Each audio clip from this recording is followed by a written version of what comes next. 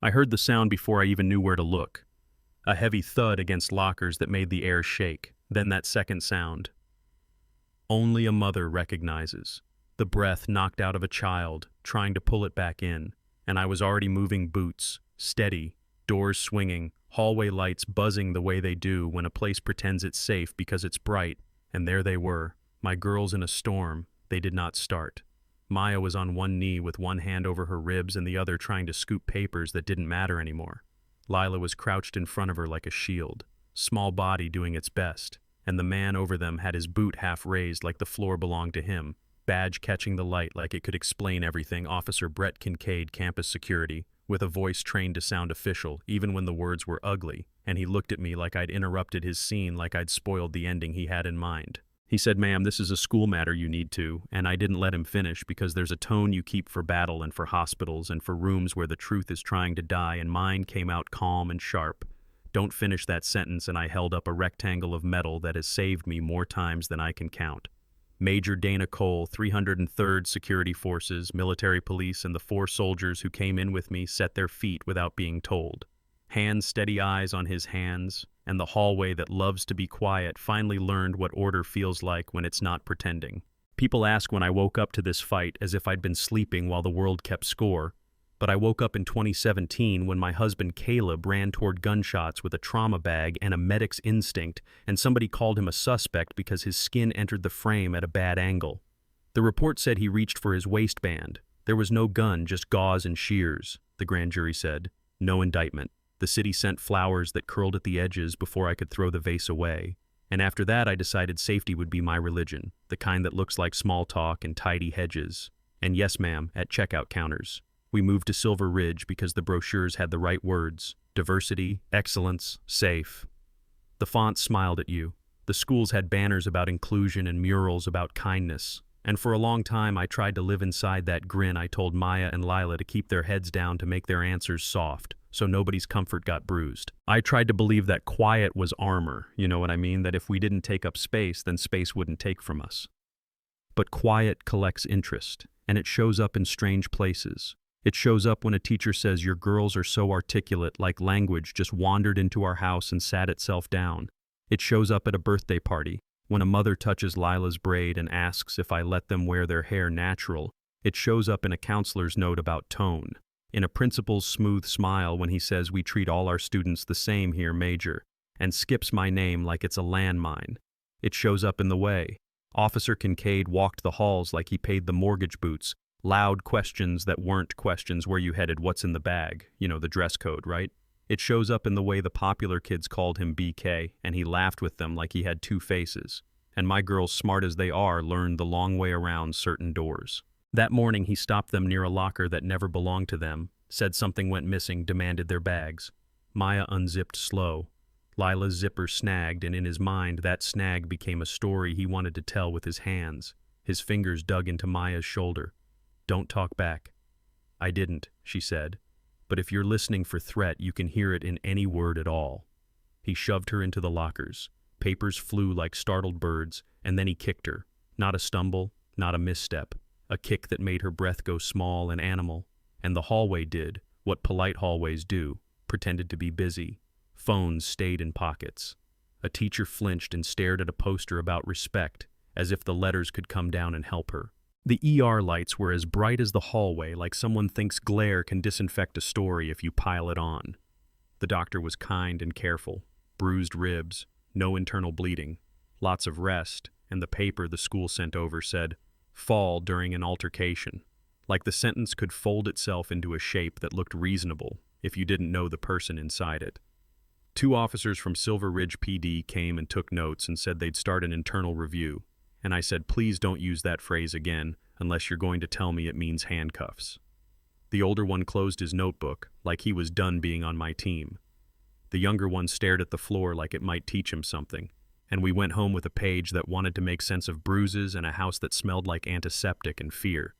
The badge on my nightstand felt heavier than metal, and I looked at it and at my girls asleep like exhausted boxers in the back room, and I knew the box I'd tried to keep us in had shrunk around us. Quiet isn't armor, it's someone else's pillow.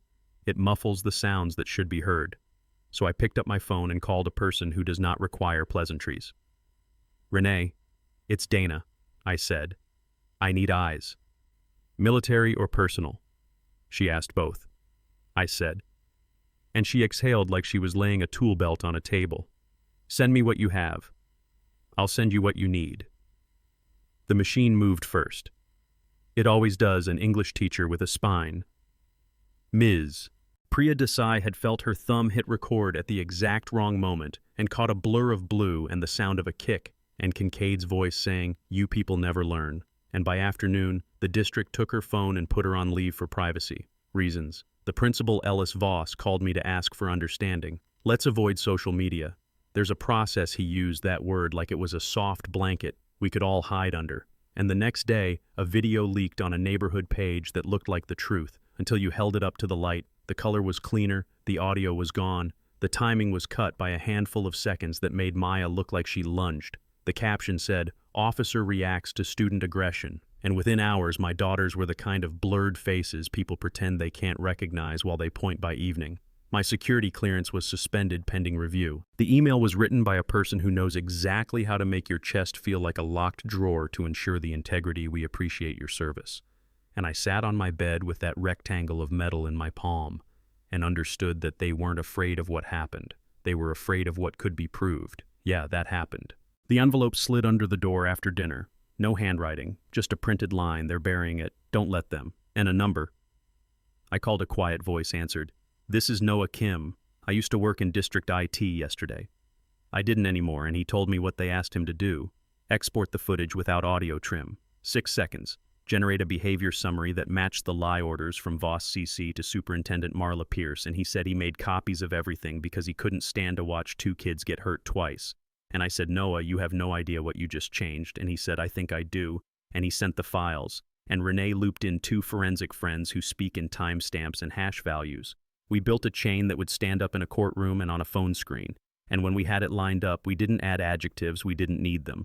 We scheduled the story for 6:12 a.m. on a Thursday, and I didn't sleep because sometimes purpose keeps you awake better than fear does. Before that story, we sat through one of those meetings that thinks a table can make everyone honest. Voss had a lawyer with sharp glasses and a smile that belongs to people who bill by the hour. Pierce sat like a person who would rather be on a stage. Kincaid wore a pressed uniform like he was auditioning for a part he'd already lost. And I slid a small drive across the table and said, "Here is the original feed from camera E12 with audio." And the lawyer said, "This is a school matter, chain of custody. Is unclear, we will review." And I said, "Chain of custody is the only reason we're in this room. You altered evidence, you circulated a doctored clip, you punished a witness. And when they played the real thing, nobody breathed. You could hear the whir of the outlet. You could hear the sentence that didn't require translation. These kids think they can lie their way out." And when the screen went black, the lawyer reached for context and perceived threat and split-second decision. And I said, "Which threat?" The sentence my daughter said when she was trying to keep her throat open, and Pierce put on her official voice and said, "For fairness, we are pausing the investigation pending administrative review." And I folded my hands so I wouldn't show them how much I wanted to flip the table. "You aren't pausing the investigation." I said, "You're pausing accountability," and I left, because sometimes the only power you have is not to give them your time. The article hit the internet and the receipts sang. That's the only way I can say it. The kids walked out by third period, holding hand, drawn signs that made more sense than any press release. "Protect our girls, safe means." All teachers lined the sidewalk and tried not to cry. Someone stitched the edited clip next to the original, and the lie had a timestamp, which is my favorite kind of truth. And in the quiet of our living room, Maya said, "I want to say something on camera," and everything in me wanted to say no, because I have seen what the internet does with young black girls who dare to speak. But silence is a deposit you make into someone else's bank. And she sat with one lamp and one rule and looked straight into a lens and said I was quiet because I was scared. Not anymore. And the moment she finished, I knew that sentence would do the work that my badge could not. Simple words can move bigger things than speeches ever will. You know what I mean. The courthouse smelled like rain dragged in on umbrellas and copy paper and nerves. Federal attorneys stacked binders. The district dragged its banner in by habit Pine Ridge, a safe place to learn, and propped it behind the dais where it could watch itself fail. The judge had the expression of a man who has seen every dodge in the book and doesn't have patience left for new ones. Kincaid swore an oath, and his lawyer stacked the same words as always. Procedure perception, imminent risk. And the judge said, "Was she armed?" And he said no. "And did she threaten you?" And he said she wouldn't stop talking. And the gallery exhaled that sound people make when the thing they knew in their bones gets said out loud with a microphone in front of it, and we played the video, the real one, and Ms. Desai sobbed into a fist and didn't wipe her face because crying is a kind of testimony too. The lights clicked back up and Pierce reached for a statement that melted in her hand, and Renee stood with a printed email, because paper is heavy. In a way, screens will never be. Principal Voss, is this you? We need to manage this narrative. Blame the girls, protect the school. And he opened his mouth and discovered there were no words left inside. The judge asked for order, and the room answered with a silence that didn't belong to them anymore. By lunch, Voss resigned by dusk. The FBI walked Kincaid out of his house in cuffs. 2 board members would meet the same fate for obstruction and tampering. The station that ran the edited clip apologized the way people do when lawyers tell them to not pretty, not pure but public, which is a start. We stood outside the next night with candles because sometimes light is the only thing that tells the truth gently. No megaphones, no slogans, just faces and flames and a hymn. Someone started without meaning to. The front of the school glowed like it had a pulse. A reporter came close and kept his mic low and asked, "Major Cole, is this justice?" And I looked at neighbors who used to smile and pass and keep walking, and at kids who had spent a day learning how to use their voices, and at Ms. Desai with eyes swollen from crying and full of something strong. And I said, justice isn't when they're arrested. Justice begins when silence stops protecting them. And it didn't sound like a speech, it sounded like a weight put down. Endings in real life don't have strings, so we built a beginning. Instead, we rented a room on the 2nd floor of a community center that used to be a library and put a wobbly table inside and called it the Cole line, because if the system keeps drawing lines to box you in, you might as well draw one to stand on. We connect parents to lawyers who know the map and not the myth. We do Saturday trainings for teachers called Listening is a Skill.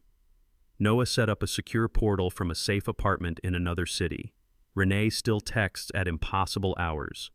2 words, stay loud. And at Pine Ridge, the kids started a club called Open Hall, where anyone can talk without getting dinged for tone.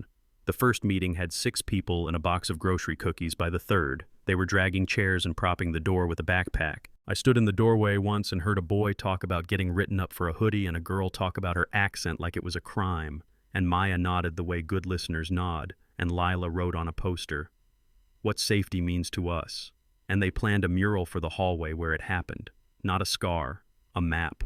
2 girls facing forward with light poured down the corridor instead of shadow, and 7 words along the bottom that make my chest loosen every time I read them.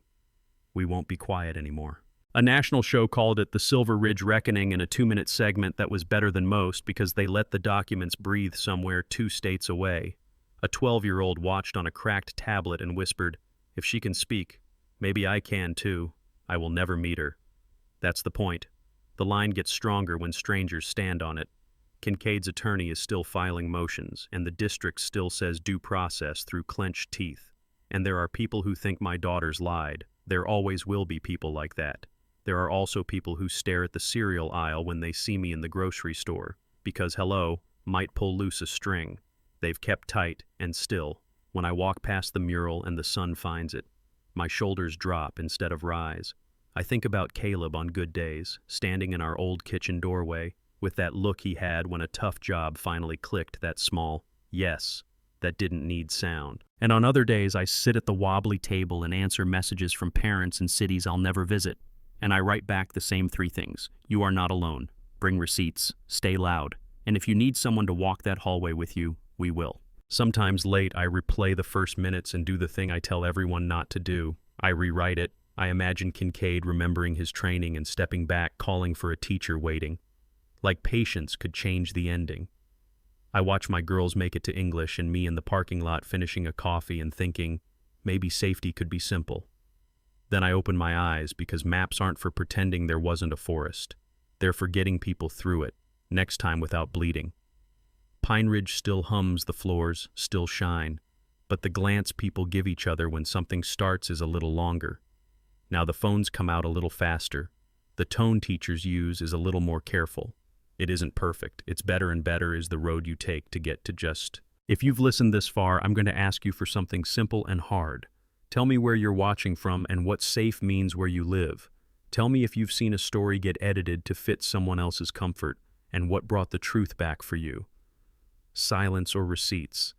Tell me if you think this was one bad officer or a barrel built wrong, and why you believe what you believe. Drop it in the comments. Argue with me, argue with each other, respectfully.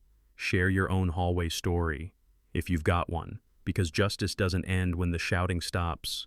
It begins when the quiet ones finally decide to speak.